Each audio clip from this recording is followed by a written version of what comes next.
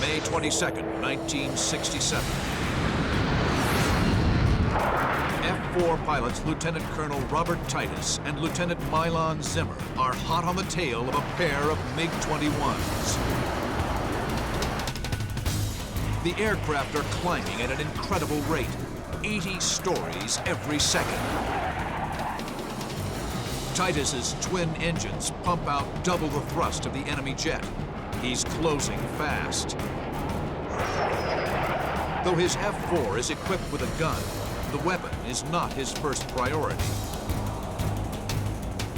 My focus is closing on this MiG, getting in position to fire a missile. In the back seat of the F-4, Zimmer works the radar controls furiously, trying to get a radar lock for a Sparrow missile shot. In the front seat, Titus waits to get good tone for the heat-seeking Sidewinder. Bob gets a good growl on the AIM-9 missile. It's, I mean, a real loud growl. Fires the missile. As the Sidewinder slides off the rail, the MiG streaks into the clouds. And the missile tracks right into the same hole that the MiG went into.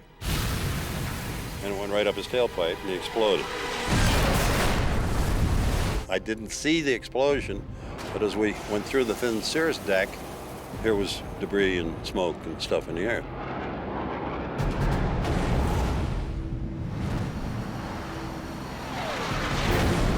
One MiG down, one to go. Titus applies right rudder to get the MiG in his crosshairs.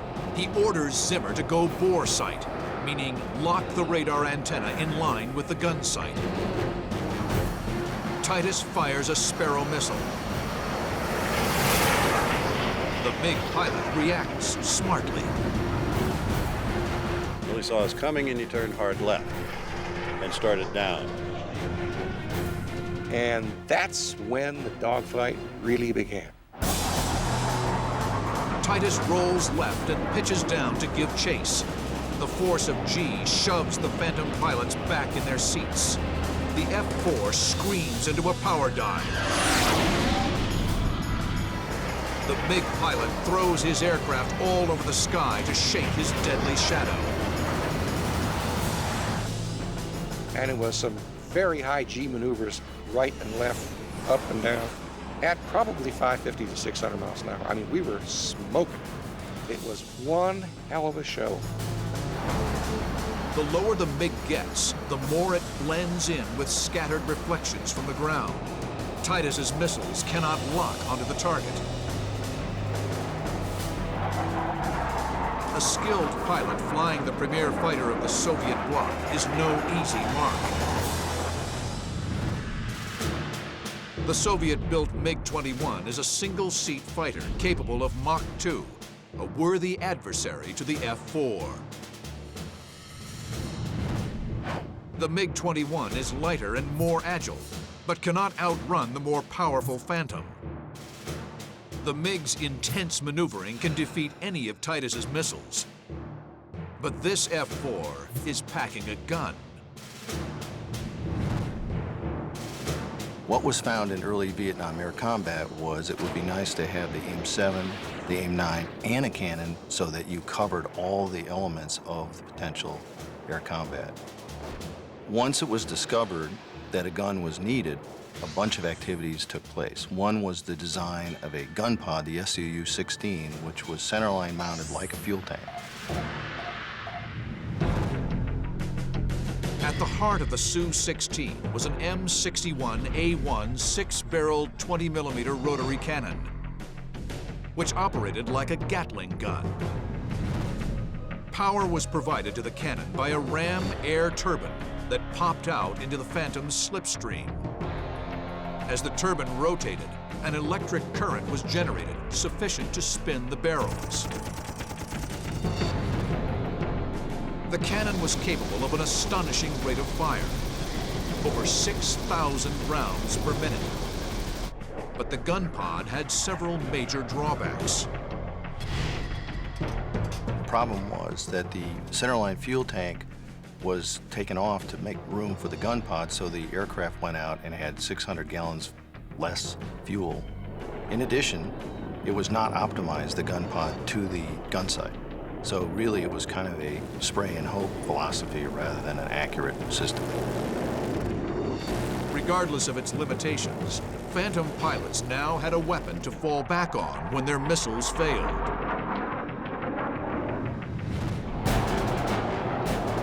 Now, Bob Titus flips the master arms switch for his M61A1 cannon. On the belly of his F4, the turbine spins in the slipstream. Titus's gun is primed and ready. His gun sight is worthless. He'll need a hunter's instinct to take the MiG down. Every time I tried to get lead on him, he'd reverse, thereby spoiling my aim. The closer Titus and Zimmer get to the ground, the more immediate the danger. Flak was all around us. I mean, it was everywhere. We had gray flak, black flak, it was all over the place. Two surface-to-air missiles streak up towards the F4. I look out the canopy and here's this big telephone pole coming up. I instinctively ducked my head because the missile appeared to be close to me. I don't think Titus saw it. I'm not sure if he did or not. I was too focused on the MiG to be concerned with that. My job was to get the MiG. The MiG pilot is running out of options. Titus is closing in. The MiG rolls wings level and begins a high G pullout. Bob Titus yanks back on the stick, straining to pull his nose in front of the MiG. He must compensate for the increased deflection of an externally mounted gun. I didn't know how much lead to put on him, so I just put the pipper at his 12 o'clock position, pulled the trigger, and ran a buzzsaw through him. Bullets rip through the length of the MiG-21. M61 Gatling gun fires 6,000 rounds per minute. So you pull the trigger, it goes boom. That's about 50 rounds of 20 millimeter high explosive incendiary and armor piercing incendiary. Titus pitches up to keep from overshooting. Went high right and pulled G's and came back around on him again, put the pipper on him, tried to do it again, and the gun had jammed. But the Americans have already done enough damage. Looking, and the MiG is floating like this. We got him, he's going in. The pilot didn't get out.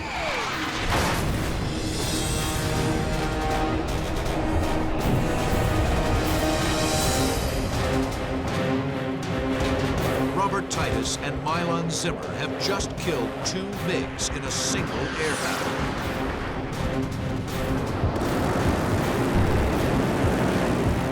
The second victory, the gun kill, validates the recent argument that F-4s should carry a cannon, in addition to their air-to-air missiles.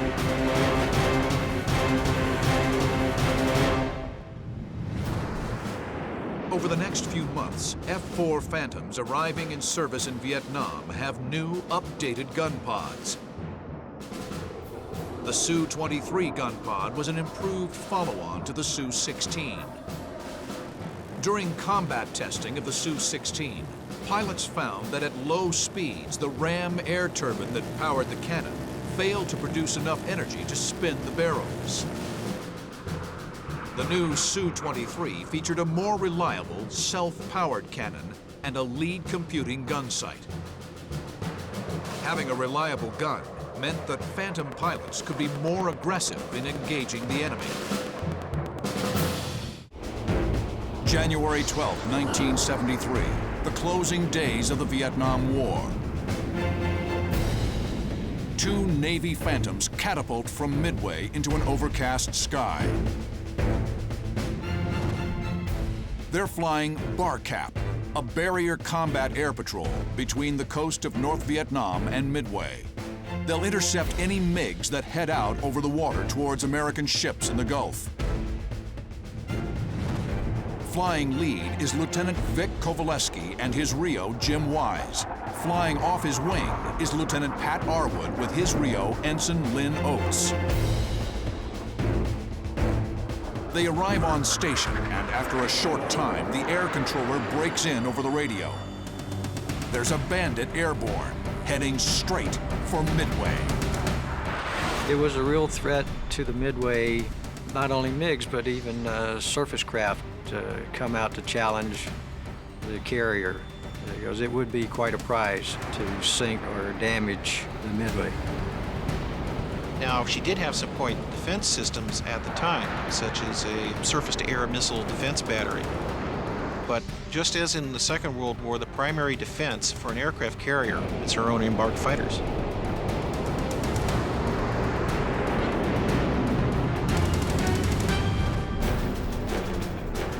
The air controller vectors them in the direction of the enemy MiG.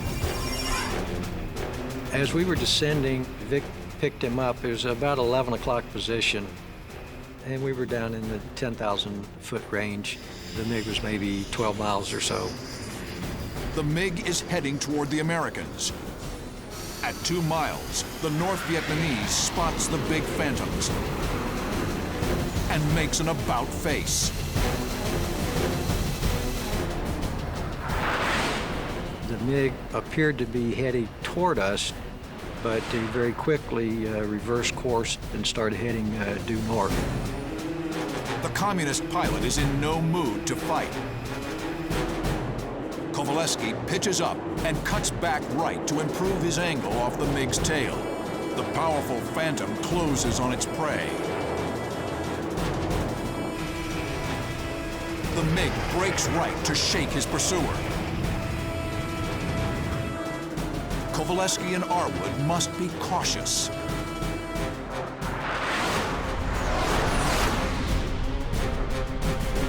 Kovaleski closes to missile range. He gets good tone on his Sidewinder and fires.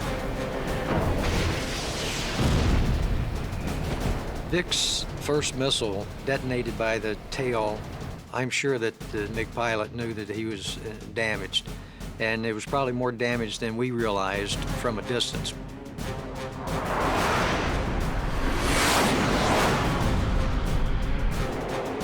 Kovaleski fires another Sidewinder.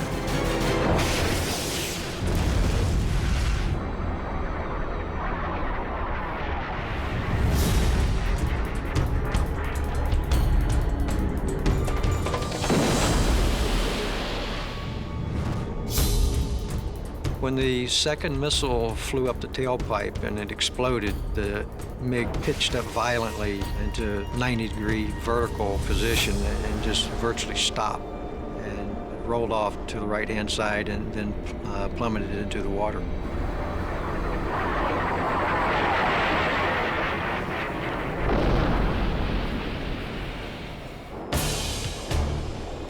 This will prove to be the last MiG kill of the Vietnam War.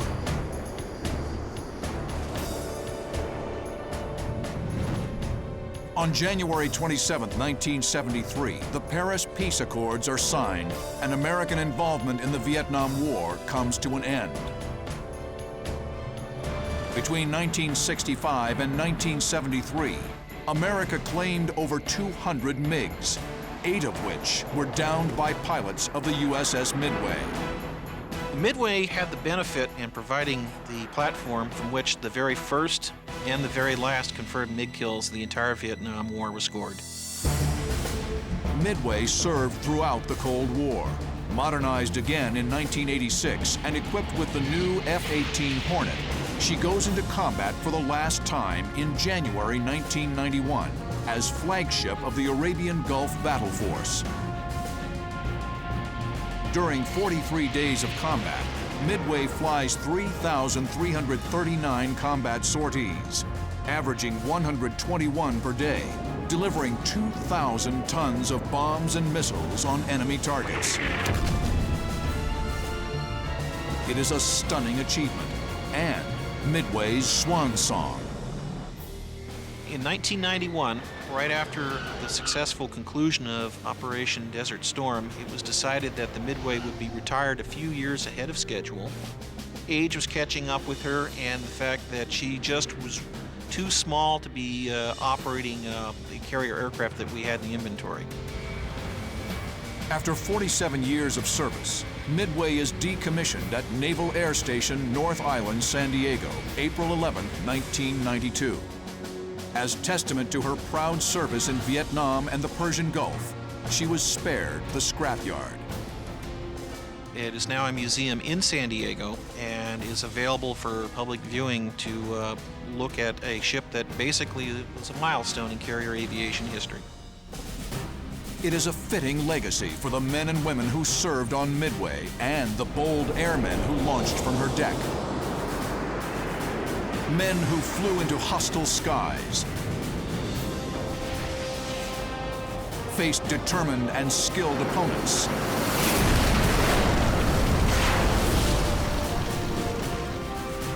and returned to Midway as MiG killers.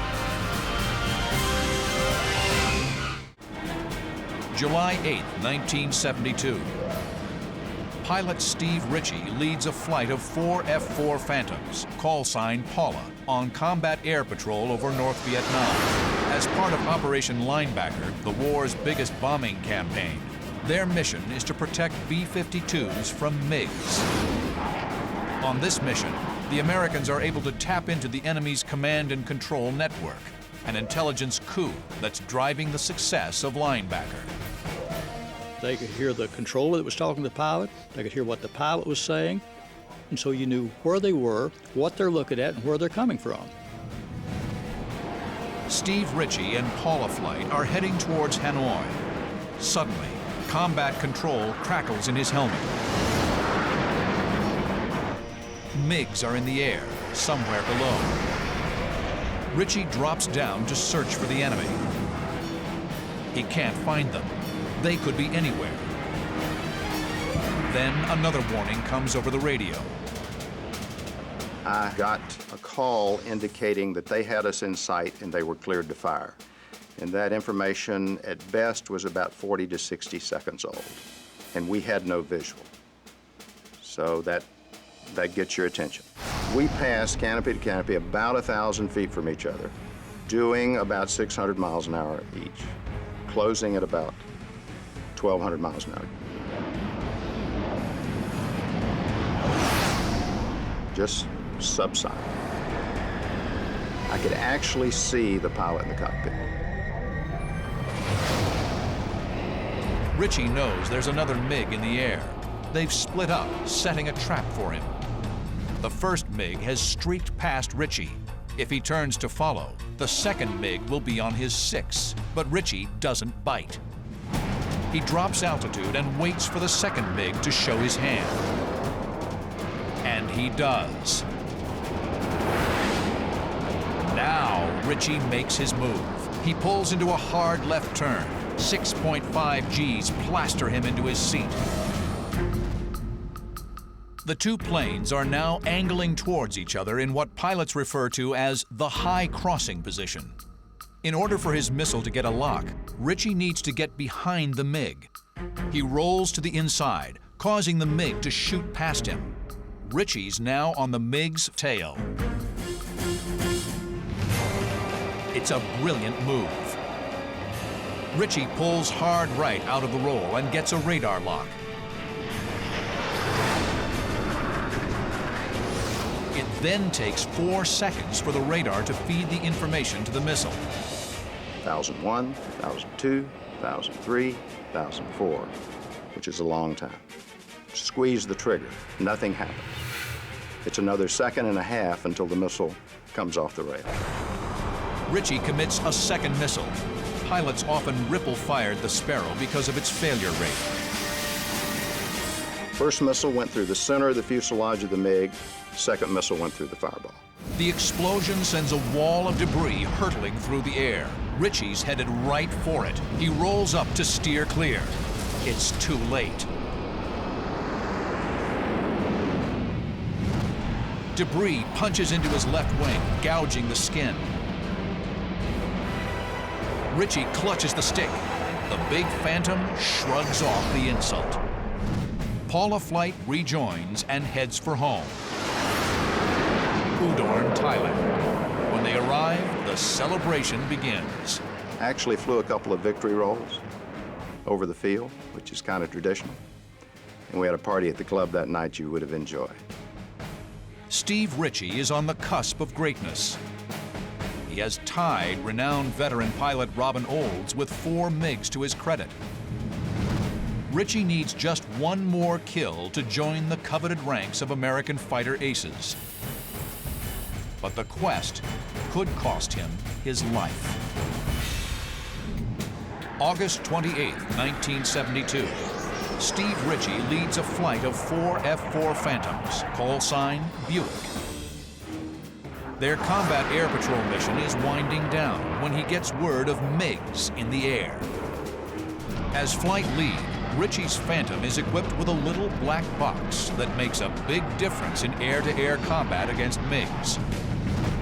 The APX-81, officially known as the Combat Tree, or just Tree to airmen.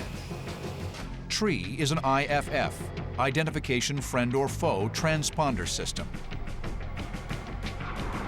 All military aircraft carry transponders that send and receive identification information to air traffic control and friendly planes. But Tree is unique. It can read the enemy's transponder. Tree-equipped Phantoms can tell if a blip on their radar is a MiG and shoot them out of the sky from miles away. Richie has used technology to get in position. But he must get a visual before he can fire. Under those circumstances, the cardinal rule is to never fire if there's any chance there could be a friendly in the forward firing sector. The aircraft hurtle in, their closing speed a blistering 1,500 miles per hour. Richie fires 2 missiles, but at these staggering closing speeds, the missile can't maintain radar lock. They streak away harmlessly. The MiGs take no evasive action. They're focused on reaching the sanctuary of Hanoi's anti-aircraft defenses. Richie must make his kill soon. The MiGs roar head-on past the climbing F-4s. Richie orders a left brake. They swing around 180 degrees and zero in on the MiG's tail. I'm now supersonic, doing about 1.2 Mach. They're still subsonic. And I got a radar lock on, fired 2 missiles. The first one appeared to go by on the right side of the MiG, and he broke left, which solved the problem for the 4th missile. The MiG's abrupt maneuver slows him down. He drifts into the Sparrow missile's effective range. The missile's warhead detonates on impact. Steve Richie becomes the first Air Force pilot ace of the Vietnam War. The number 2 MiG in that flight of 2 did a wave down to the ground, and I elected not to try to go after that MiG due to fuel. And, you know, I've debated that in my mind many, many times over the years, whether or not we should have tried that. Richie and Buick flight head south for friendly airspace as word reaches the airbase at Udon, Thailand. The Air Force now has an ace. We came in and actually did a little air show over the field. In this rarely seen interview, Steve Richie recounts the mission. Picked them up high at 11 o'clock on almost a head-on pad, and from there maneuvered into 6 o'clock and fired a few missiles and was lucky enough to get a kill. Operation Linebacker thunders on. The Paris peace talks resume in late August. The devastating air assault has taken a heavy toll on North Vietnamese transportation, oil supplies, and power generation. The North Vietnamese simply did not think we had the will, or our president had the will, to bring the force of our attack air down upon them. Miscalculated. On October 22nd, North Vietnamese concessions in Paris lead to a cessation of bombing strikes over the 20th parallel, but the talks break down again 2 months later. On December 14th, President Nixon sends Hanoi an ultimatum: come back to the negotiating table within 72 hours, or the bombing resumes. There's no response from Hanoi. On December 18th, Operation Linebacker II commences, and B-52s head north. 200 B-52s, half the Strategic Air Command, are committed to the fight. By December 29th, the big bombers have flown 729 sorties and dropped over 15,000 tons of bombs. The North Vietnamese return to the negotiations, and on January 23, 1973, a peace agreement is signed.